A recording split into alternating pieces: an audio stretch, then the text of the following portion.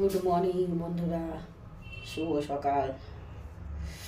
বুঝেছেন, চলে এসেছি চা বানাতে। চা রোজকার মতন খাবেন তো চলে আসুন।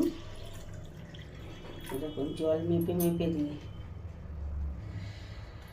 বুঝেছেন, যেন একটু অপচয় না হয়, নষ্ট যেন না হয়। জিনিসপত্রের প্রচুর দাম বন্ধুরা। যারা সংসার চালাচ্ছে তারাই বুঝি, যারা রোজগার করছে।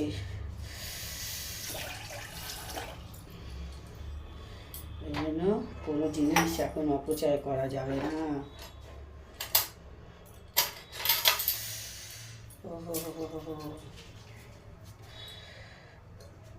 চাটা বানিয়ে নিই, চাটা খাই।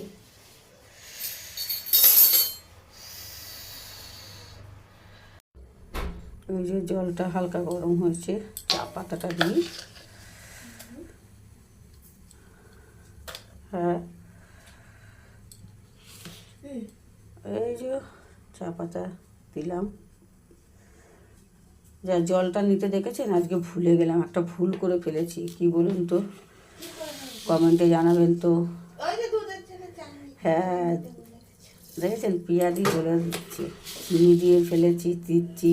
আর হয়ে গেছে যখন, লিকার চা করবো না ভেবেছি, লিকার চা করবো, দুধ চা করবো, জলটা তুলবো, যে ভুলে গেলাম। বাবা এই আবার আদা নিয়ে এসছে।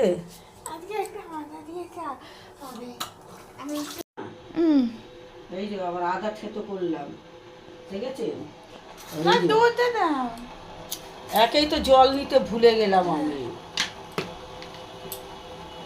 দুধ চা খেতে হবে না, এইটাই খেয়ে নে, ভালো লাগবে না খেতে।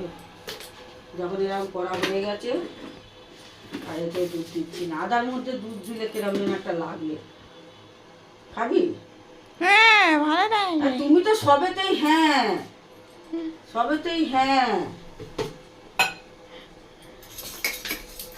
সকালবেলা থেকে এত জ্বালাই না, আর ভালো লাগে না। এই দেখুন আমরা বাসন কোসন কিচ্ছু মাজিনি, সব পড়ে আছে। আগে এলাম চা বানাতে,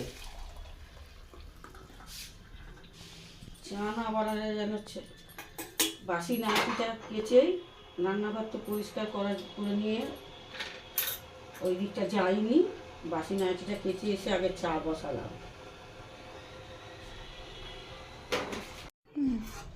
দেখুন সেই চায়ের মধ্যে দুধ দিয়েই ছাড়লো, দেখেছেন। ভাবলাম র চা করবো, করতে দিল না।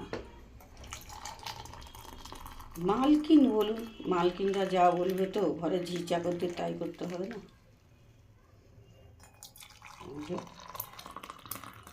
আদা দিয়ে দুধ দিয়ে খেয়ে দেখবে চাটা কি সুন্দর হয়েছে। আমার আদা ভালো লাগে না চায়, দুধ র চায় ভালো লাগে, দুধ চায় ভালো লাগে না। তো যাই হোক বন্ধুরা, চাটা তো হয়ে গেল, খেয়ে নিই। আপনাদের তো সকলেরই চাটা খাওয়া হয়ে গেছে। টাটা বন্ধুরা, আপনারা সকলেই ভালো থাকুন, সুস্থ থাকুন, অবশ্যই সাবধানে থাকুন।